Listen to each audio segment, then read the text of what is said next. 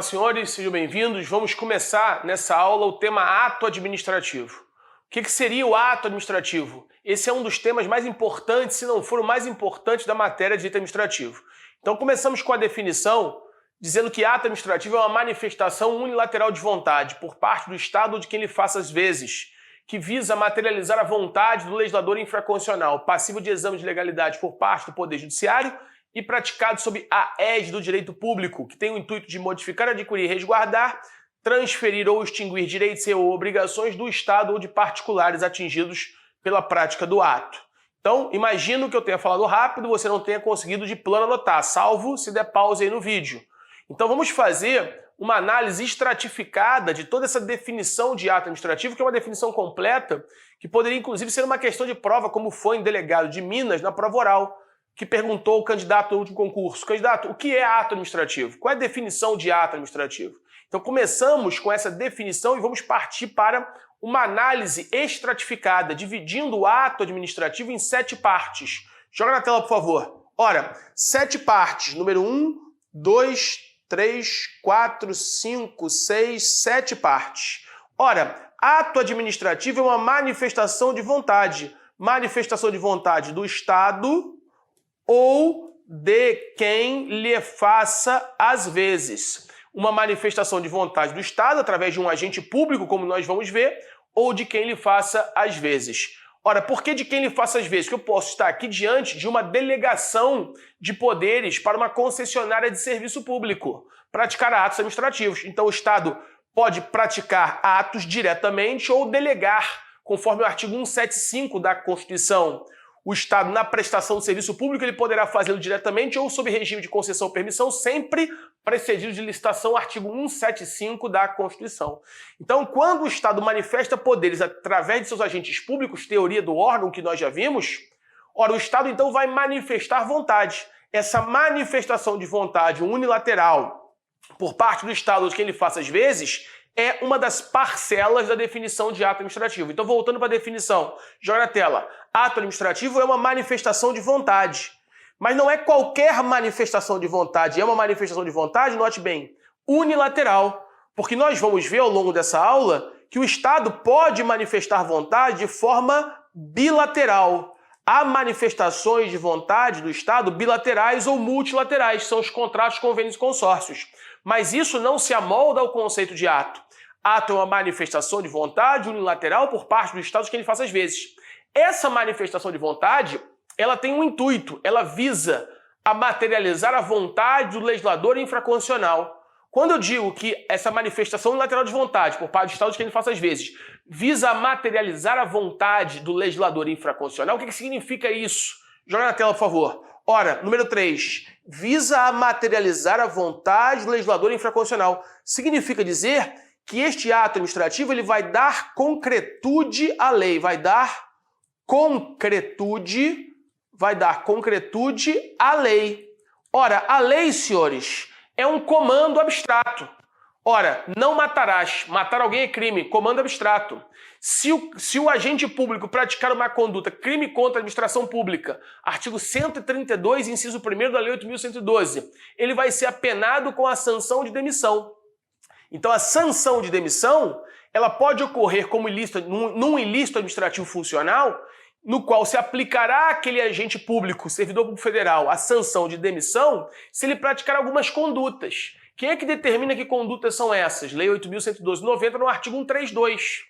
E se você for ao 132, inciso 1º, você vai ver que uma das condutas deflagradoras da sanção administrativa de demissão é quando o servidor pratica um crime contra a administração. Isso está previsto onde? Como eu acabei de dizer, na Lei 8.112/90. Esta previsão é um comando em abstrato. Então imagine um delegado de Polícia Federal que tenha praticado um peculato furto. Ele é descoberto e instaura-se um processo administrativo disciplinar para apurar a conduta dele. No final daquele processo administrativo disciplinar, de um PAD, resta comprovado que ele realmente praticou esse crime contra a administração, inclusive transitou em julgado na seara criminal, porque foi investigado em inquérito policial, foi feita denúncia, essa denúncia dela adveio uma condenação do juízo criminal que transitou em julgado. Então, no processo administrativo, vai se aplicar a ele uma demissão. Mas quem é que diz que aquele que pratica crime contra a administração vai ser demitido do serviço público? É a lei. Lei 8.112/90, artigo 132, inciso 1º. Então surgirá um ato administrativo punitivo, um decreto do chefe do executivo demitindo aquele servidor. Ora, essa demissão, o que ela está fazendo? Esse ato administrativo punitivo, joga na tela, está dando concretude, vai dar concretude a uma previsão em abstrato. Que previsão em abstrato seria essa? Lei 8.112/90, no artigo 132, inciso 1º, que vai prescrever a sanção de demissão para aquele que praticar crimes contra a administração pública. Esta demissão aqui, através de uma portaria, através de um decreto do chefe do executivo, presidente da República, se for um delegado federal, é um ato administrativo. Então esse ato administrativo, o que ele está fazendo? Letra C, ele visa a materializar a vontade do Estado. Na verdade, aqui não seria do Estado, é até bom consertar aí. Materializar a vontade do legislador infraconstitucional. Infraconstitucional, para ser mais preciso. No slide eu não coloquei com tanta precisão. Ora, então, o ato administrativo é uma manifestação de vontade unilateral por parte do Estado de quem ele faça às vezes, que visa materializar a vontade do legislador infraconstitucional. André, se não estiver materializando a vontade do legislador infraconstitucional e sim do legislador constituinte, seria ato administrativo? Não. Aí nós vamos ver que é outro instituto, é o ato da administração, mas eu vou ver isso um pouco mais à frente, possivelmente no próximo bloco. Aqui eu ainda estou na definição de ato administrativo. Então, voltando. Ato administrativo é uma manifestação de vontade unilateral por parte do Estado de quem ele faça às vezes, que visa materializar a vontade do legislador infraconstitucional. O que significa isso? Significa dar concretude a uma vontade prevista na norma jurídica em abstrato. Então, continua a definição, joga na tela. Visa materializar a vontade do legislador infraconstitucional praticada sob a égide do direito público. Volta para mim. Vou beber uma água aqui, senão eu vou tossir. E aí, tossindo, na verdade, eu acho que você prefere me ver bebendo água do que tossindo, né? Então, continuando. Para ser ato administrativo, além dos 3 primeiros requisitos conceituais, ônticos, ontológicos, 4, tem que ser praticado sob a égide do direito público. Porque, André, a gente vai ver que para a consecução dos seus fins, o Estado vai se embrenhar em uma série de relações jurídicas que não são regidas pelo direito administrativo, são regidas pelo direito civil, pelo direito empresarial. Então o Estado vai celebrar contrato de compra e venda, contrato de locação, contrato de doação, emissão de cheque, que são atos que não são regidos pelo direito constitucional e direito civil, pelo direito administrativo, são regidos pelo direito civil, pelo direito empresarial, contrato de leasing, por exemplo. Ora, esses atos não são administrativos, porque não são regidos pelo direito público. Um ato administrativo é uma manifestação de vontade unilateral por parte do Estado de quem ele faça às vezes, que visa materializar a vontade do legislador infraconstitucional praticado sob a égide do direito público. Se for praticado sob a égide do direito privado, não vai ser ato administrativo, porque não cumpre um dos requisitos da definição, que é o que nós estamos estudando. 5º requisito na tela. Passível de exame de legalidade por parte do Poder Judiciário. Senhores, o Brasil adota um princípio que é o princípio da jurisdição una. Princípio da jurisdição una. O que é o princípio da jurisdição una e onde é que ele está? Ele está na Constituição, no artigo 30, ou melhor, desculpe, no artigo 5º, inciso 35 do texto constitucional. Então, Constituição Federal, artigo 5º, 35. O que é o princípio da jurisdição una? A lei não afastará da apreciação do Poder Judiciário lesão ou ameaça de direito. No modelo que a gente chama de direito administrativo de modelo do contencioso administrativo. Se ele te perguntasse numa prova de concurso, candidato, em termos de contencioso administrativo, o Brasil adota que teoria ou que princípio? Princípio da jurisdição una. A lei não afastará da apreciação do Poder Judiciário lesão ou ameaça de direito. Diferentemente do modelo francês. No modelo francês, desde a Revolução Francesa, criaram-se tribunais administrativos cujas decisões fazem coisa julgada formal e material. O Conselho de Estado francês, por exemplo. Matérias que só podem ser examinadas por aquele tribunal. E as decisões e aquele tribunal, que é um tribunal administrativo, as decisões daquele tribunal farão coisa julgada formal e material e o Poder Judiciário não poderá revisitar, não poderá reformar aquelas decisões, porque lá é o modelo da jurisdição dual. Jurisdição dual ou contencioso dualista, que não é o nosso caso. Como o nosso modelo, plasmado no texto constitucional, no artigo 5º 35, a lei não afastará da apreciação do Poder Judiciário lesão ameaça de direito, nós aderimos ao modelo inglês de jurisdição. O modelo de jurisdição una é o modelo inglês, o modelo francês é o modelo dual de jurisdição. Então, senhores, se nenhum ato pode escapar da apreciação do Poder Judiciário, você percebe isso?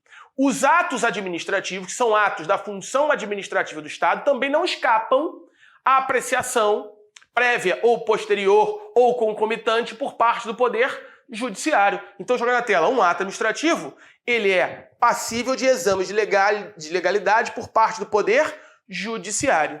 E que tem como fundamento, que tem como intenção, que tem como finalidade, volta para mim, modificar, adquirir, resguardar, transferir e ou extinguir direitos e ou obrigações do Estado ou de particulares atingidos pela prática do ato. E tudo isso sob o palio, para alguns autores, tudo isso sob o palio da imperatividade. Então, joga na tela. Ora, esse palio da imperatividade, aqui no ponto 7, é para a professora Maria Silvia Zanella de Pietro. Então, vou limpar essa tela aqui para ficar mais fácil a visualização. Se quiser, printa aí. Vou limpar. Ora, até aqui, ó, até a letra F, até o ponto 6, 1, 2, 3, 4, 5, 6. É a definição para a maioria da doutrina. Cito aqui Celso Antônio Bandeira de Melo, José dos Santos Carvalho Filho, professor saudoso Eli Lopes de Meireles, Rafael Carvalho Rezende de Oliveira. Então, para esses autores, ato administrativo, manifestação de vontade unilateral, por parte do Estado de quem lhe faça as vezes, que visa materializar a vontade do legislador infraconstitucional, passível de exame de legalidade por parte do Poder Judiciário, praticado sob a égide do direito público, que visa modificar, adquirir, resguardar, transferir ou extinguir direitos e obrigações do Estado ou de particulares atingidos pela prática do ato. Marte.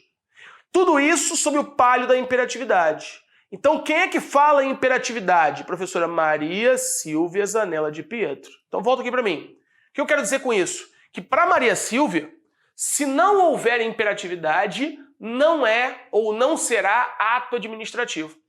Será um outro instituto jurídico, que nós vamos ver daqui a pouco qual é que vai ser o ato da administração. Então, senhores, defina ato administrativo para mim. O que você vai ter que fazer? Como foi a questão de prova para delegado de Polícia Civil do Distrito Federal. Um ex-aluno meu, delegado, aprovado no Distrito Federal, desculpe, em Minas Gerais, me dá André, me perguntaram isso, eu lembrava do seu caderno, dessa aula aqui que eu estou dando. Eu ministrei já uns 10, isso foi 2011, né? Eu ministrei num curso, ele estava fazendo, e anotou essa definição e foi uma prova oral. 9 na oral de delegado em Minas. Depois ele passou no meu concurso em 2012, no delegado do Rio, hoje delegado do Rio. Ora, então, o que você tem de fazer? Modelo, graças a Deus, já testado e aprovado nos concursos públicos, porque o candidato, esse colega, aplicou no concurso do Rio e aplicou no concurso de Minas e passou nos dois com ambas as perguntas, por coincidência ou não, sobre ato administrativo. Então, se te perguntarem o que é o conceito de ato administrativo, você vai lembrar dessas 7 partes e vai dizer ao examinador, como eu falei no começo dessa aula, é uma manifestação de vontade unilateral por parte do Estado ou de quem lhe faça as vezes, que visa materializar a vontade do legislador infraconstitucional, passível de exame de legalidade por parte do Poder Judiciário e praticado sob a égide do direito público, que tem como intuito modificar, adquirir, resguardar, transferir ou extinguir direitos e ou obrigações do Estado ou de particulares atingidos pela prática do ato. Tudo isso para Maria Silvia Zanella de Pietro, sob o palio da imperatividade. Os outros autores, se não tiver imperatividade, ainda assim é ato administrativo. Porque o Eli, o Celso Antônio Bandeira de Melo, o Carvalhinho, eles vão dizer o seguinte, existem atos administrativos, a maioria deles são imperativos. Então a imperatividade para esses autores colocam a imperatividade não como um elemento ôntico do ato administrativo. O que é um elemento ôntico, senhores? É um elemento constituinte, é um elemento do ser. É um elemento que faz parte da sua definição. Sem ele, o instituto não existe. Então, para Maria Silvia, a imperatividade é um elemento ôntico. É um elemento que está na própria definição. Para os outros autores, a imperatividade não é um elemento ôntico, é um elemento que está na característica do ato. Então poderiam existir atos administrativos sem imperatividade. Para Maria Silva, se não tiver imperatividade, sequer é ato administrativo. A gente vai ver que vai ser ato da administração pública. Então, começando aqui nessa análise da definição de ato, ó, quanto tempo eu estou falando de uma definição? Já 15 minutos. E possivelmente vou ficar quase esse bloco todo falando só da definição de ato administrativo. Tal a importância não só desse tema, não só de você dominar esse conceito, porque você dominando esse conceito, isso facilita para você resolver uma série de questões de prova que virão mais à frente, não só dentro de ato administrativo, mas também em outros temas do direito administrativo. Tranquilo? Então vamos voltar para cá. Definição. Já vi que tem 6 elementos, para alguns autores, 7 elementos. Só que ato administrativo não se confunde com ato da administração. Não se confunde, por exemplo, com fato administrativo. Não se confunde com o fato da administração. Então, olha esse próximo slide aqui, né? Ora, então vamos passar a analisar, já vimos o conceito de ato administrativo. Qual seria a diferença de ato administrativo para ato da administração para fato administrativo? Que relação existe entre esses dois institutos? Volta para mim. Primeiramente, existe uma relação de gênero. Então, vou começar a analisar aqui ato administrativo de um lado e ato da administração do outro. E lembrando inicialmente que entre eles vai existir uma relação de gênero e espécie.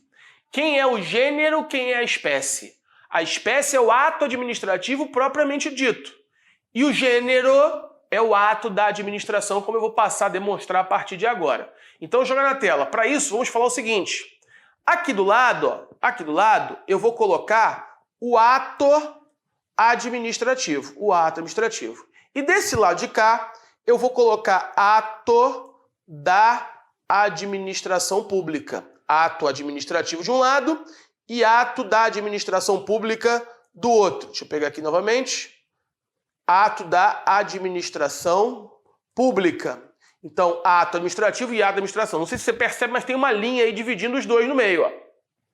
Quais são os requisitos para ser ato administrativo? Número 1, número 2, número 3, número 4, número 5, número 6 para Maria Silva e número 7. Então tem que ser uma manifestação de vontade, essa manifestação tem que ser unilateral, ela visa a materializar a vontade do legislador infraconstitucional, é passível de exame de legalidade por parte do Poder Judiciário, é praticada sob a égide do direito público, ela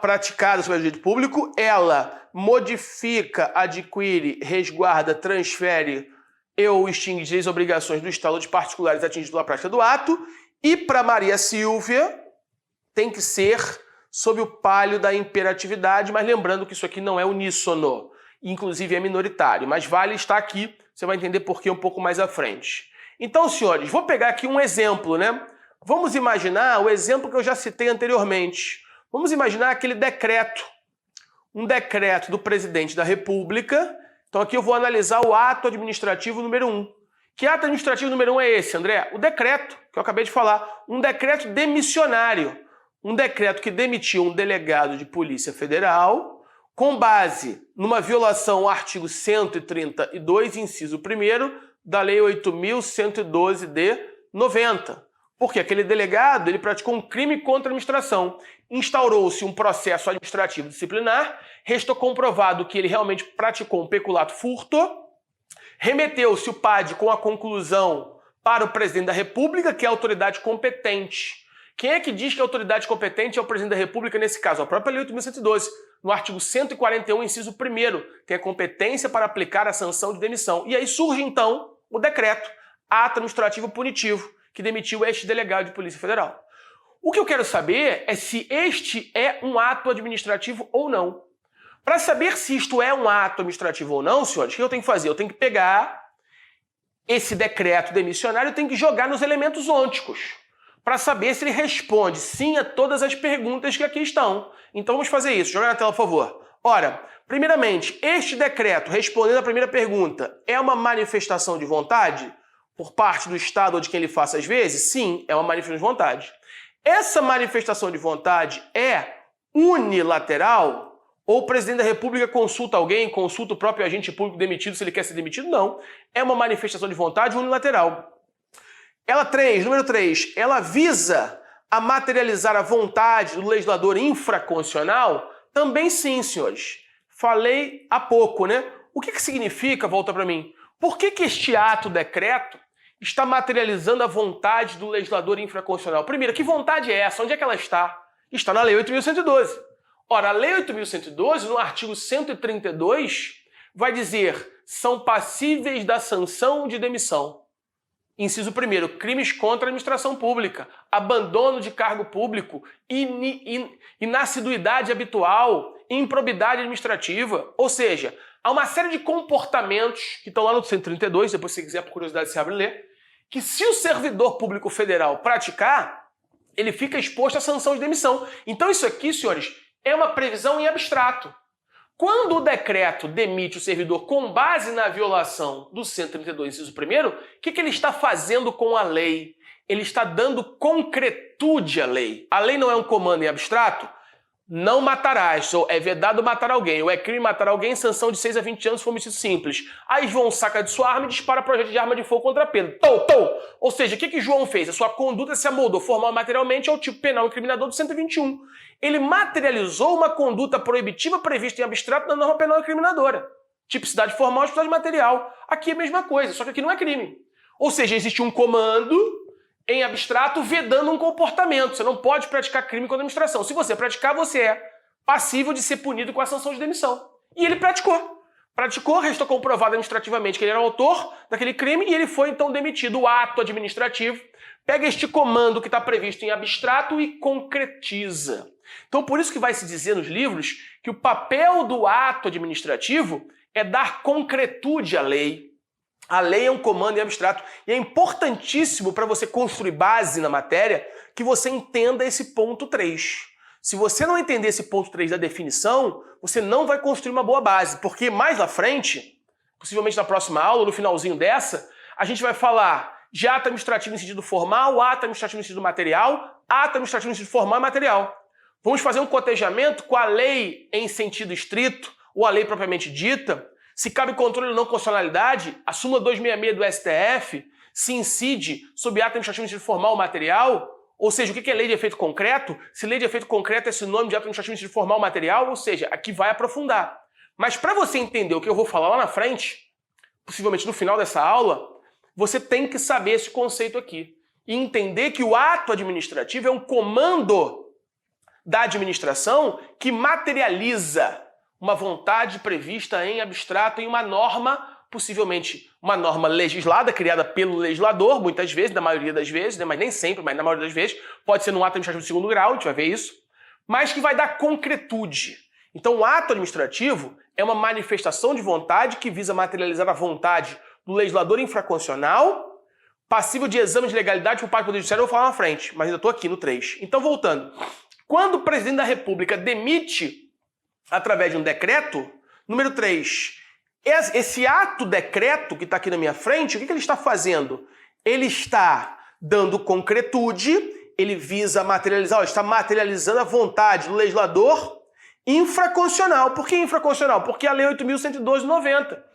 André, e se eu tivesse um ato do administrador, do agente público, que materializasse não a vontade do legislador infra, mas sim a vontade do legislador constituinte, mudaria alguma coisa? Óbvio que mudaria. E eu vou ver isso daqui a pouco com você. Tudo bem? Continuando as perguntas aqui. Sim. Então, quarta pergunta. É passível de exame de legalidade por parte do Poder Judiciário? Número 4. É passível de exame de legalidade por parte do Poder Judiciário? Sim, também. Ora, essa demissão, imaginemos que essa demissão no processo administrativo disciplinar não tenha assegurado ao delegado federal contraditório ampla defesa. O Judiciário pode anular essa demissão e determinar a reintegração desse servidor? Pode. Não só pode, como deve. Então, este decreto é passível, demissionário, é passível de exame de legalidade por parte do Poder Judiciário. Então, respondi sim à quarta pergunta. Joga na tela. Quinta pergunta, para verificar se é ato administrativo. É praticado sob a égide do direito público? Quinta pergunta, é praticado sob a égide do direito público? Sim, é praticado sob a égide do direito público. Afinal, ora, a Lei 8.112, comando no qual o ato administrativo se amoldou, é uma lei de direito público, não é uma lei de direito privado. Então, ele é praticado, este ato, que ato? Decreto demissionário, é praticado com fundamento numa lei do direito público, do direito administrativo, que é um ramo do direito público. Então, a quinta pergunta é respondida também com sim. E última pergunta para a maioria dos autores. Este ato, decreto, ele tem o condão demissionário de modificar, adquirir, resguardar, transferir e ou extinguir uma relação jurídica? Sim. Ora, senhores, havia uma relação jurídica entre quem e quem? Entre a União Federal e o delegado de Polícia Federal. Havia um vínculo jurídico. Que vínculo jurídico era esse? Um vínculo jurídico estatutário. O delegado federal, no momento que fez concurso público, foi nomeado, tomou posse e entrou em exercício. Começou a ser regido por uma lei, Lei 8.102 de 90. Se vinculou à União, pessoa jurídica de direito público interno, havendo direitos e obrigações para ambas as partes. Não só para a União, ele tem a obrigação de cumprir as funções daquele cargo estipuladas em lei, a União tem a obrigação de pagar uma contraprestação pecuniária, que é a sua remuneração. Então há um vínculo jurídico. Este vínculo jurídico ele é quebrado com a demissão. Então este ato administrativo demissionário, inclusive uma forma de vacância, que está lá no artigo 33 da Lei 8.112. Este cargo vai ficar vago, então é óbvio que esta relação jurídica foi alterada. Então joga na tela, este ato administrativo, ele teve o condão de modificar uma relação jurídica? Modificar? Óbvio que teve. Rompeu-se um vínculo jurídico, que foi o vínculo jurídico estatutário. Então aqui também é sim. E por último, tudo isso sob o palio da imperatividade, ou seja, esse ato tem imperatividade? Tem. Poderia o delegado não se subsumir a esse comando, ou seja, a essa sanção, ele poderia contra-argumentar? Obviamente ele teve o direito de contra-argumentar no processo administrativo na fase de defesa. Mas já estado comprovado e a demissão aplicada, ele pode recorrer dela na seara administrativa, até na seara jurisdicional, é óbvio. Mas ele não pode se invocar se ele perder todos os campos recursais, né? Administrativo e jurisdicional. Ele vai ter que se submeter à força daquela decisão. Então, também houve imperatividade. Mas ainda que não houvesse, a gente vai ver alguns exemplos mais à frente, que para alguns autores vai ser ato administrativo, mesmo sem imperatividade. Ok? Então eu volto a dizer, esse sétimo elemento é o livro da professora Maria Silva Zanella de Pietro, porque a maioria da doutrina vai dizer a imperatividade não é um elemento que está no conceito do ato. A imperatividade é uma característica do ato, assim como é a presunção de legalidade, legitimidade e veracidade, assim como é a autoexecutoriedade, assim como é então a imperatividade e a presunção de legalidade, legitimidade e veracidade, autoexecutoriedade, imperatividade e tipicidade. São as 4 características que a doutrina cita. Então a doutrina majoritária coloca a imperatividade como característica, mas a Maria Silvia coloca a imperatividade dentro de um elemento ôntico. A gente vai ver que isso tem consequências, não é só um floreio jurídico. Então estou chegando ao final desse bloco. No próximo bloco, quando eu começar a fazer o cotejamento do ato administrativo com o ato da administração, você vai entender o que muda, né? Considerar a imperatividade como um elemento ôntico ou considerar a imperatividade como um elemento, melhor, como uma característica do ato, como a maioria faz. Mas o meu papel aqui, num curso aprofundado, é pegar todas as posições de todos os livros. Porque você, candidato, eu já fui candidato, já estive no seu lugar. E aí você não tem tempo de ler todos os livros, você vai eleger um livro. Só que se você eleger um livro vai te dar uma posição. E você vai acreditar que só tem aquela. Mas aí na prova ele pergunta a Maria Silvia. Aí você não leu Maria Silvia, leu Carvalhinho, você erra. Você leu o Eli. O Eli hoje já caiu, não em desuso, né? O professor Eli Lopes Meirelles faleceu em 1990, 89. Mas deixou uma grande obra. Inspirou todos os autores atuais aí, foram inspirados pelo Eli. Então eu não posso jamais, quem sou eu para dizer que, na verdade, ele deixou um grande legado administrativo. Mas o livro dele vem perdendo espaço nas perguntas de prova, por mais que muitos autores atuais tenham bebido dessa fonte de sabedoria e tenham reproduzido conceitos do Eli nos seus livros atuais. Mas o fato é, o candidato não consegue ler todos os livros. Então, meu papel aqui é trazer todas as posições para os senhores, ok? Então, com isso a gente viu a definição de ato com 6 elementos ou com 7 elementos. Só que ato administrativo não se confunde com ato da administração. E aí, senhores, note bem, vamos imaginar que eu fosse um examinador só prova oral e perguntasse assim, candidato, abra o artigo 66, parágrafo 1º da Constituição. Então, vou colocar aqui do lado, joga na tela. Abra, por favor, o artigo 66, parágrafo 1º da Constituição Federal. Eu quero saber, candidato, se o 66, parágrafo 1º da Constituição, pode voltar para mim, é ou não, tem natureza jurídica ou não de ato administrativo. E se não for ato, qual é a sua natureza jurídica? Aí quando você abre o 66, parágrafo 1º, você descobre que lá está um instituto, que é um instituto chamado de veto jurídico. O presidente da República poderá vetar no todo ou em parte projetos de lei, alegando inconstitucionalidade do projeto ou falta de interesse público naquele projeto de lei. Então ele veta por inconstitucionalidade, é aquilo que a doutrina chama de veto jurídico. Ou ele veta por falta de interesse público naquele projeto de lei, é aquilo que a doutrina chama de veto político. Então o veto jurídico, ele veta por inconstitucionalidade. O veto político, ele veta por falta de interesse público naquele projeto de lei. Artigo 66, parágrafo 1º. Logo, joga na tela. O que eu quero saber, então, é se o veto é ou não um ato administrativo. Tem natureza jurídica ou não de um ato administrativo. Então, assim como nós fizemos para o decreto demissionário do presidente da República, agora o mesmo agente público que demitiu aquele delegado federal, o mesmo agente público, ele vai vetar um projeto de lei. E eu quero saber se esse veto é ou não ato administrativo. Eu já vi que quando ele demitiu, através de um decreto, era ato administrativo. Mas e quando ele veta? Um projeto de lei também é ato administrativo ou não?